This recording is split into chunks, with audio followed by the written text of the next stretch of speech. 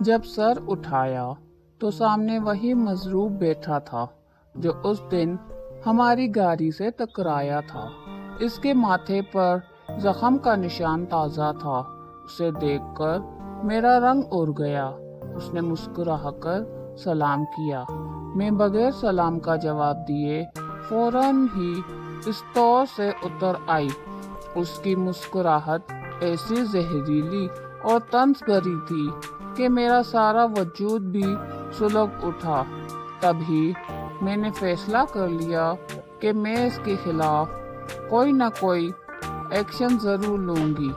اگر اس نے دوبارہ مجھے فون کیا تو میں اس کی شکایت ابو سے کر کے اسے پولیس کے حوالے کر دوں گی۔ میں نے تمام خریداری صدر بازار سے کی اور جب گھر پہنچی تو امی کو انتظار میں پایا۔ انہوں نے کہا، جلدی جلدی مہمانوں والا کمرہ درست کر دو، وہ لوگ آنے والے ہیں۔ چچا چچی کی فیملی مختصر تھی لیکن امی نے تو اتنا اہتمام کیا تھا جیسے کوئی بڑا کنبہ آنے والا ہو۔ امی کا اہتمام درست تھا۔ چچا چچی کے ساتھ ایک اور فیملی بھی آئی تھی۔ یہ لوگ دبئی سے ان کے ساتھ آئے تھے۔ اپنی کزن راحل اور اس کی بہن سونو کے ساتھ ان کو جانتی تھی، مگر ان کے ہمراہ انکل فدا کے بیٹے منصور اور اس کی بہن ماہم سے ملاقات پہلی دفعہ ہوئی تھی۔ ہمارے گھر میں رونق ہو گئی تھی۔ راحل ہسمکھ اور شوق قسم کا لڑکا تھا، جبکہ منصور اور ماہم پرتکلف اور لیے دیے رہنے والے تھے۔ انہوں نے کھانا کھانے کے بعد آرام کیا اور شام کو راحل نے کہا، شاد گاڑی میں بیٹھو، سونو اور ماہم کو شاپنگ کروانی ہے۔ جو ہی ہم گاڑی میں نکلے اچانک ایک نوجوان سامنے آ گیا۔ وہ ہمارے بنگلے سے کچھ دور سڑک پر کھڑا تھا۔ اس بار بھی وہ بچ گیا۔ مجھے اتنا غصہ آیا کہ میرے آنسو نکل آئے۔ یہ وہی نامعقول تھا۔ لگتا تھا کہ وہ اچانک نہیں آیا بلکہ صدیوں سے اسی جگہ ساکت کھڑا تھا۔ ہماری گاڑی کے نیچے آنے کے لیے وہ پتھر سا ہو گیا تھا۔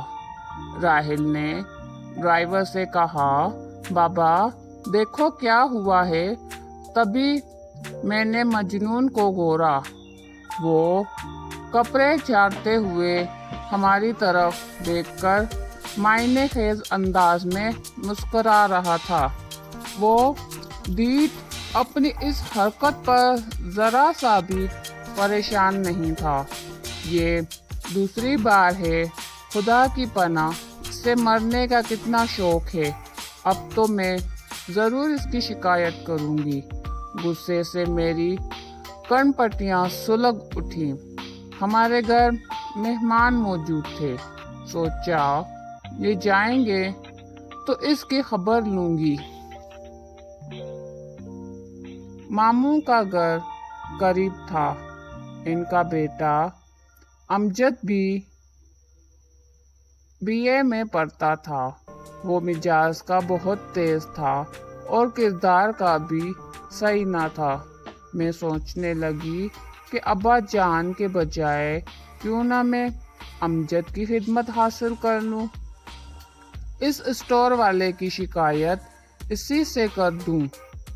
وہ اپنے گنڈے قسم کے دوستوں کی مدد سے اس کے بیچ سڑک پر ٹھکائی کریں گے تو اس کا دماغ درست ہو جائے گا۔